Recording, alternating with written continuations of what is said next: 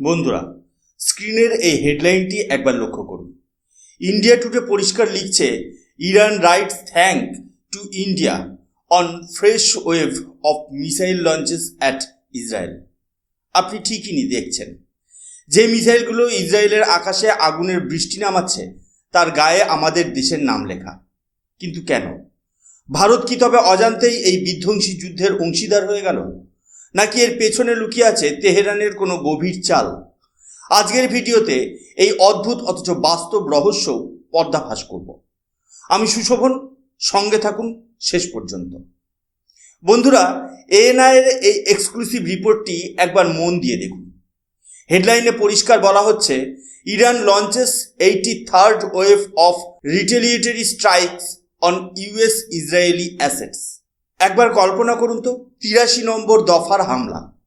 এটি কোনো ছোটোখাটো সংঘর্ষ নয়, বরং একটি পূর্ণমাত্রার যুদ্ধ। ইরান এই অপারেশনটির নাম দিয়েছে অপারেশন ট্রু প্রমিস 4। এর আগের 3টি ধাপে ইরান মূলত আত্মরক্ষামূলক অবস্থানে ছিল, কিন্তু এই চতুর্থ ধাপে তারা রীতিমতো অ্যাগ্রেসিভ মোডে চলে এসেছে।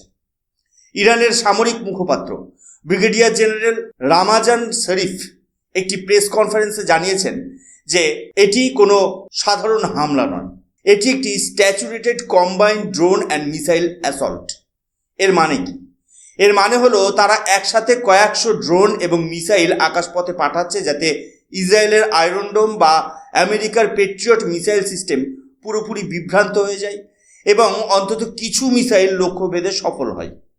ইরান এখন আর শুধু তাদের সীমানা পাহারা দিচ্ছে না, তারা সরাসরি এনিমি টেরিটরিতে ঢুকে আঘাত আনার ক্ষমতা দেখাচ্ছে।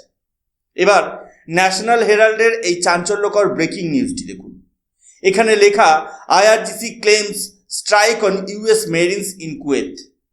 ইরান দাবি করছে যে তারা কুয়েতের বিখ্যাত বাবিয়ান আইল্যান্ডে অবস্থানরত আমেরিকার মেরিনদের ওপর সরাসরি কামিকাজে ড্রোন এবং ব্যালিস্টিক মিসাইল দিয়ে হামলা চালিয়েছে।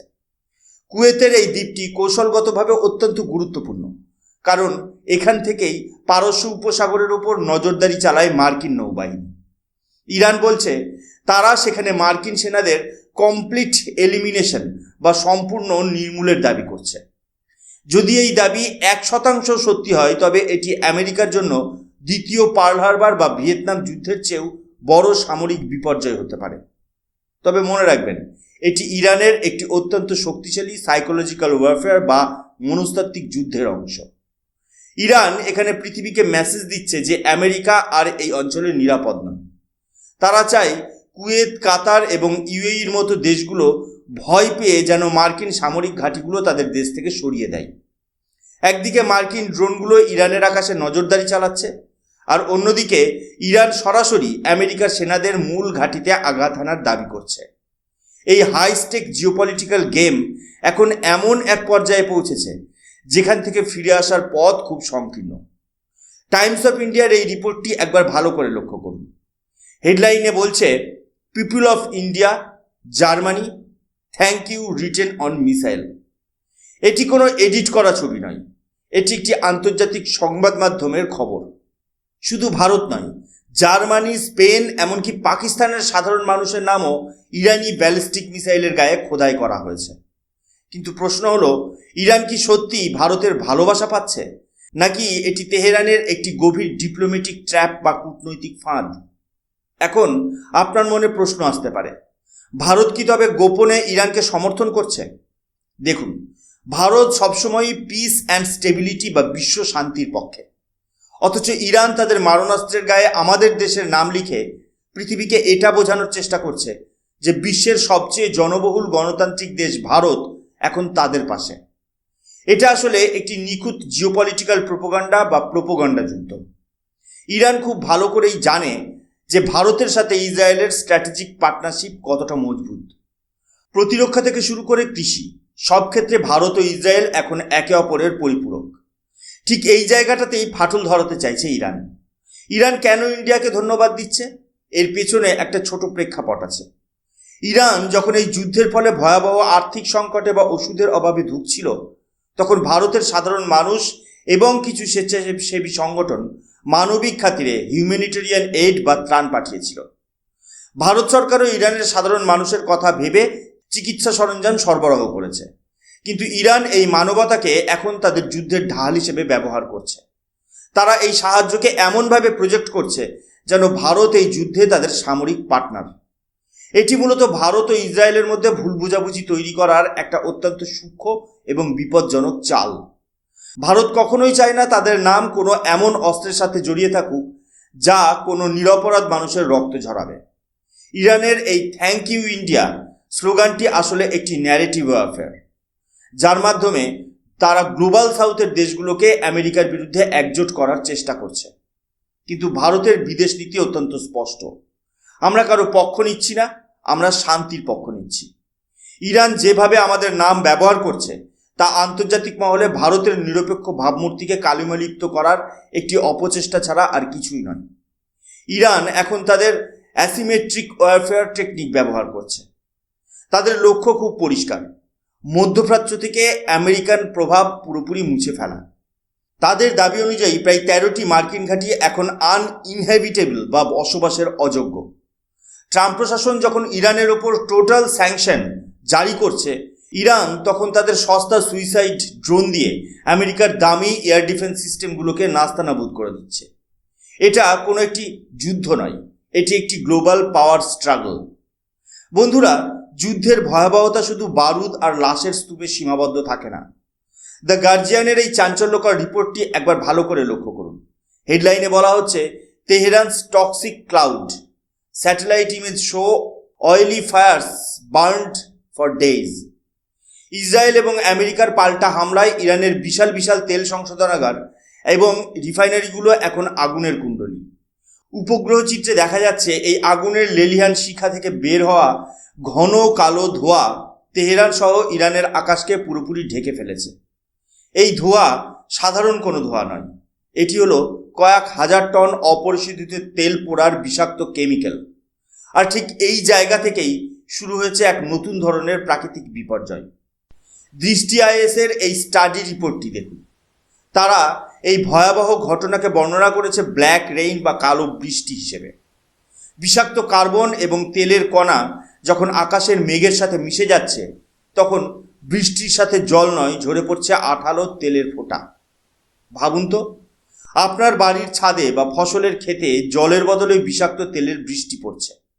এটি কেবল একটি প্রাকৃতিক দুর্ঘটনা নয়, বিশেষজ্ঞরা একে বলছে ইকোসাইড বা পরিবেশগত গণহত্যা। এই কালো বৃষ্টির কারণে ইরানের কৃষি জমির কয়েক দশকের জন্য বন্ধা হয়ে যেতে পারে। সবচেয়ে ভয়ঙ্কর বিষয় হলো স্বাস্থ্য ঝুঁকি। কয়েক লক্ষ ইরানি নাগরিক এখন দীর্ঘমেয়াদী ক্যান্সারের ঝুঁকিতে রয়েছেন। বিশেষ করে শিশুরা এই বিষাক্ত বাতাস এবং জলের কারণে ফুসফুসের জটিল রোগে আক্রান্ত হচ্ছে। ইরান সরকার হয়তো দাবি করছে যে তারা মার্কিন ঘাঁটিতে আঘাত এনে সামরিক সাফল্য পেয়েছে, কিন্তু তাদের নিজেদের দেশ আজ এক এনভায়রনমেন্টাল ক্যাটাস্ট্রফি বা পরিবেশগত মহা বিপর্যয়ের মুখে। যুদ্ধে কে জিতবে কে হারবে সেটা সময়ের ব্যাপার, কিন্তু এই টক্সিক ক্লাউড এবং ব্ল্যাক রেন ইরানের আগামী কয়েকটা প্রজন্মকে তিলে তিলে শেষ করে দেবে। যে দেশ তার নিজের পরিবেশ এবং নাগরিকদের জীবন সুরক্ষিত রাখতে পারে না, সেই দেশে সামরিক সাফল্যের আস্ফালন আসলে একটি চরম ট্র্যাজেডি ছাড়া আর কিছুই নয়।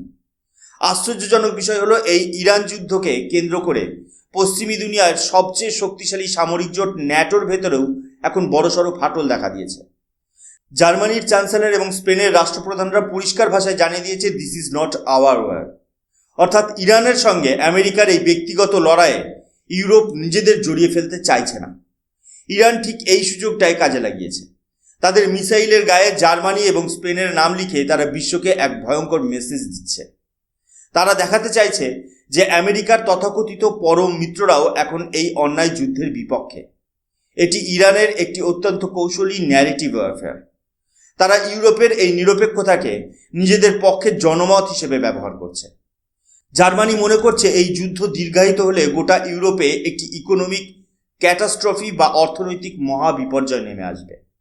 কারণ জ্বালানি তেলের দাম আকাশছোঁয়া হলে ইউরোপের কলকারখানা বন্ধ হয়ে যাবে। কিন্তু ডোনাল্ড ট্রাম্প চুপ করে থাকার পাত্র নয়। তিনি সোজা ভাষায় হুমকি দিয়ে জানিয়েছেন, যদি জার্মানি বা ইউরোপীয় দেশগুলো ইরান যুদ্ধে আমেরিকার কাঁধে কাঁধ মিলিয়ে না দাঁড়ায়, তবে আমেরিকাও ইউক্রেন থেকে হাত গুটিয়ে নেবে। ট্রাম্পের এই নীতিকে বিশেষজ্ঞরা বলছেন ট্রানজ্যাকশন বেসড ফরেন পলিসি, অর্থাৎ তুমি আমাকে দিলে তবেই আমি তোমাকে দেব। ট্রাম্প স্পষ্ট ইঙ্গিত দিয়েছেন যে এই যুদ্ধের পর হয়তো ন্যাটো জোটটাই ভেঙে যেতে পারে। আমেরিকার বক্তব্য হলো, যখন আমাদের দরকার হয় তখন তোমরা আসো না, তাহলে আমরা কেন তোমাদের হয়ে রাশিয়ার বিরুদ্ধে লড়ব? ট্রাম্পের এই অবস্থান বিশ্ব রাজনীতিকে এক চরম অস্থিরতার দিকে ঠেলে দিচ্ছে। একদিকে ইরান এই সুযোগে ইউরোপকে কাছে টানার চেষ্টা করছে, অন্যদিকে আমেরিকা তাদের মিত্রদের উপর চাপ সৃষ্টি করছে। এই জিওপলিটিক্যাল চেসবোর্ডে প্রতিটি চাল এখন অত্যন্ত বিপজ্জনক হয়ে উঠেছে। শেষে ফিরে আসি ভারতের কথায়। ভারত সবসময় স্ট্র্যাটেজিক অটোনমি বজায় রেখে চলেছে। আমরা চাবাহার বন্দরের স্বার্থে ইরানের সাথে বন্ধুত্ব রেখেছি, আবার সুরক্ষার স্বার্থে ইসরায়েলের পাশে দাঁড়িয়েছি। কিন্তু আমাদের নাম কোনো মারণাস্ত্রের গায়ে লেখা হোক, এটি কোনো ভারতীয়ই সমর্থন করবে না। ভারত সবসময়ই বলেছে সমস্যার সমাধান হতে হবে রিজলিউশন থ্রু ডায়ালগ, অর্থাৎ আলোচনার মাধ্যমে। ইরান যে ন্যারেটিভ ওয়ারফেয়ার চালাচ্ছে তা আন্তর্জাতিক মহলে ভারতের অবস্থানকে ভুলভাবে ব্যাখ্যা করার একটা চেষ্টা মাত্র। আপনাদের কি মনে হয়, ইরান কি ভারতের নাম ব্যবহার করে বিশ্বকে বিভ্রান্ত করছে? কমেন্ট বক্সে আপনাদের মতামত জানান। ভিডিওটি ইনফরমেটিভ মনে হলে শেয়ার করুন এবং সাবস্ক্রাইব করুন অদ্ভুত অথচ বাস্তব। আমি সুশোভন আজকের মতো এখানেই বিদায় নিচ্ছি। জয় হিন্দ, বন্দে মাতরম, ভারত মাতা কি জয়।